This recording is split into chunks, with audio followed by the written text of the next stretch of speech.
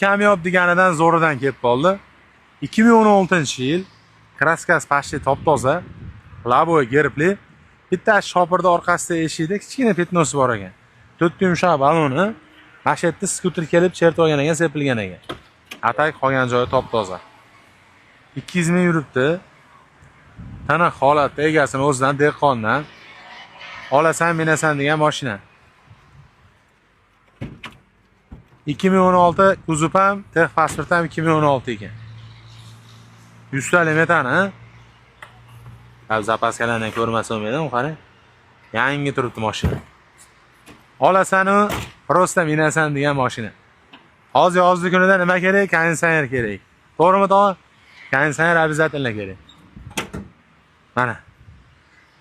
So'z gibrid motor, rul gidravlik, ikkinchi paketli gaz, mana konditsioner. Konditsionerlar cho'tki ishlaydi, lekin muzlatadi deyapti.